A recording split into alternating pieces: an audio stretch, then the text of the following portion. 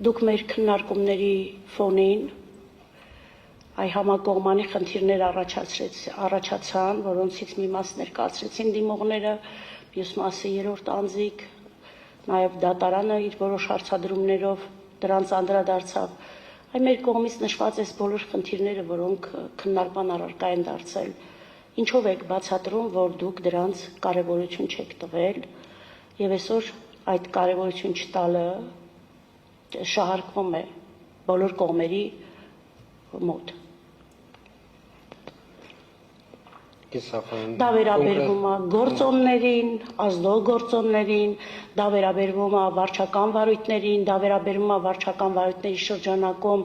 այլ ավելի լայնածավալ գործողություններ չկատարելու, օրինակ նույն հատուկ հակակոռուպցիոն կոմիտեից որոշակի տվյալներ չվերցնելուն, չստուգելու նաև թե կուսակցություններում ինչպիսի դասավորվածություն կա, այս բոլոր հարցերը ընտրական օրենսգիրքը ձեզ է վերապահում։ Ինչով եք բացատրում, որ այս բոլոր բացերը այսօր դարձել են լուրջ քննարկման առարկա։ Տիկին հակակոռուպցիոն կոմիտեում քննվող քրեական գործերը մեզ համար կարող էին ընտրական փուլում դառնալ կոնկրետ գնահատման առարկա, եթե լիներ ուժի մեջ մտած դատավճիռ։ Չունենալով ուժի մեջ մտած դատավճիռ, ընթացքի մեջ գտնվող քրեական գործերով Կենտրոնական ընտրական հանձնաժողովը ես չեմ կարծում, որ ունի նման լիազորություն այսօրվա կարգավորումներով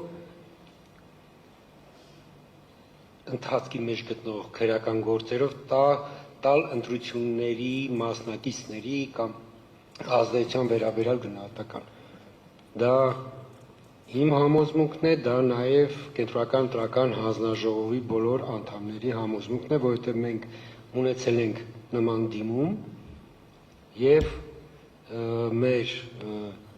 որոշումը եղել է, որ Կենտրոնական ընտրական հանձնաժողովը զուտ քրեական գործերի քննության փաստով չի կարող իրավական հետևանք առաջացնող որոշումներ կայացնել։ Այսինքն դուք ուզում եք ասել, որ դուք ընտրությանը մասնակցող կուսակցություններին որոշակի վերագրվող, նաև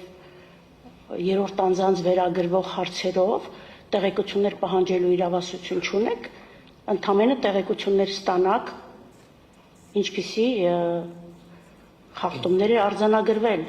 Կենսական որպեսի դա ձևակերպեր որպես խախտում, պիտի լիներ ուժի մեջ մտած դատական ակտ կամ այլ իրավական ակտ, որը որ ուժի մեջ մտած կլիներ, այսինքն զուտ այն փաստը, որ իրավապահները նույնիսկ հիմնավոր կասկածով իրենց գործառույթն են իրականացնում, իրենք իրենց գործառույթն են իրականացնում եւ ես բազմիցս ասել եմ, որ փառք ու պատիվ մեր իրավապահ համակարգին, որ իրենց գործը այսպես արդյունավետ են իրականացնում, բայց որպեսզի Կենտրոնական ընտրական հանձնաժողովը այդ երևույթների հետ կապված արդեն իրավական հետևանք առաջացնող գնահատականներ տա, Կենտրոնական ընտրական հանձնաժողովը պիտի ունենա իր տրամադրության տակ ուժի մեջ մտած իրավական ակտ, դատական ակտի տեսքով կամ այլ, այսինքն մենք զուտ քրեական գործի քննության փաստով իրավական հետևանք առաջացնող որոշումներ իմ կարծիքով չէին կարող նման որոշումներ կայացնել եւ նաեւ այս կարծիքը կիսում են Կենտրոնական ընտրական հանձնաժողովի բոլոր անդամները, որովհետեւ մենք նման հարց ունեցել ենք, քննարկել ենք։ Եթե այլ որ խնդրի հետ կապված որ հարցեցիք մի բան էլ տեց կոնկրետացրեցիք։ Բազմաթիվ խնդիրներ հնչեցին, դուք կողմերին չեք լսում, ինչ։ Ես կողմերին լսում եմ, բայց գործոնների մասին ենք խոսում, որոնք ասում են ազդող են եղել։ Դուք արդյոք ուսումնասիրել եք այդ բոլոր գործոնների հնարավոր ազդեցությունը։ Գոնե ասենք, եթե ձեր սովորական ճշգրտությամբ չանեիք, գոնե ընդհանուր ինչ ազդեցություն է ունենում դա ընտրողի ազատ կամքի ձևավորման վրա։ Տեսեք, բոլորը խոսում են ընտրություններից առաջ ընտրական միջավայրի առողջ լինելու կամ առողջ չլինելու հանգամանքների մասին, մի մասն ասում առողջ է եղել, մյուս մասն ասում առողջ չի եղել, արդյոք դրա պատասխանատուն դուք չեք եւ դուք չպետք է դրա հետ կապված ուսումնասիրություններ կատարեիք եւ հանգեիք եզրահանգման։ Ես սա եմ հարցնում։ Մենք հանգել ենք ուսումնասիրի քննարկումներ ունեցել ենք եւ ըստ էության մեր եզրահանգումը արտահայտված է 258 ավորոշմամբ, այսինքն որովհետեւ այն ինչ որ այստեղ ներկայացնում է բարձր դատարանում, նույն խոսույթի հետ կապված, այդ ամենը նաեւ ներկայացված է եղել Կենտրոնական ընտրական հանձնաժողովի երկու քաղաքական ուժերի կողմից ներկայացված դիմումներում։ Այսինքն մենք այդ ամենը քննարկել ենք եւ մեր գնահատականը 258 որոշման մեջ արտահայտել ենք։ Պարոն Հովհաննիսյան, դուք որոշակի ուսումնասիրություն կատարել եք ձեր, ասենք, երրորդ անձի կողմից ընտրությունների նախօրերին կամ ընտրություններից որոշակի ժամանակ առաջ սոցիալական այսպես ռեֆորմների իրականացման հնարավոր ազդեցության վերաբերյալ, օրինակ ինչքան թոշակառ ունենք, պետական ինչքան աշխատող ունենք, ինչպիսին է ընտրության արդյունքները, ինչ համամասնությամբ է դա բաշխվել, դուք կարողացել եք մոտավոր պատկեր ունենալ, որպեսզի այսօր կարողանայիք ներկայացնել նաև դա։ Կենսաբան մենք բոլոր, այսպես ենք, վարչական ռեսուրսի հետ կապված գնահատականները, բողոքները, հայտարարությունները մենք դիտարկել ենք ընտրական օրենսգրքի 23-րդ հոդվածի լույսի ներքո։ Եվ այդ լույսի ներքո մենք բոլոր երևույթներին մեր համար ըստ էության 258 որոշման մեջ այդ գնահատականը տվել ենք։ Այսինքն սա ինչ եմ ասում, որտեղ 223 հոդվածը հստակ սահմանում է, թե ինչ է վարչական ռեսուրսի չարաշահում։ Եվ նաև այն հանգամանքը, որ կառավարության կողմից սոցիալական ծրագրերի դա այդ գնահատականը նաև 258 որոշման մեջ կա կառավարության գործունեությունը որ չի դադարում։ Նաև այդ գնահատականը 258 որոշման մեջ կա, որ կառավարության գործունեությունը դուք շատ եք խմում կատարում 258-ի որոշմանը, ես հասկանում եմ, դուք մտածում եք, որ ձեր բոլոր քննարկումները դրանից ավելին չի եղել։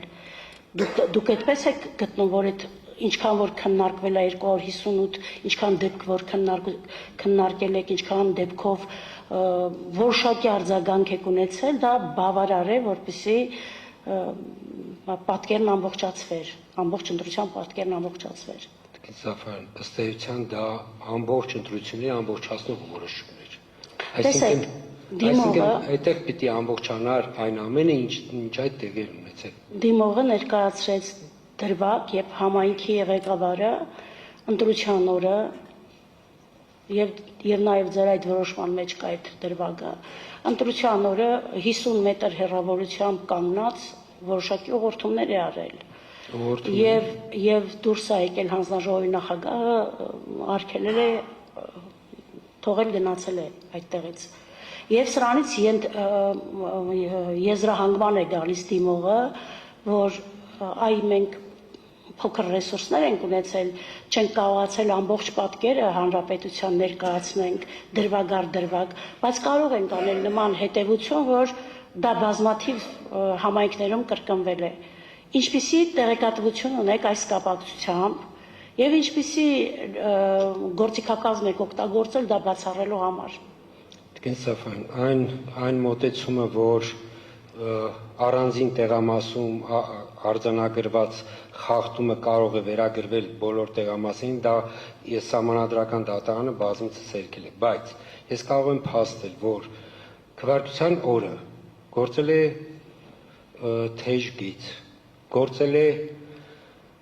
իրավիճակային կենտրոն, կենտրոնական ընտրական հանձնաժողովի բոլոր ահազանգերին, բոլոր, այսպես ասենք,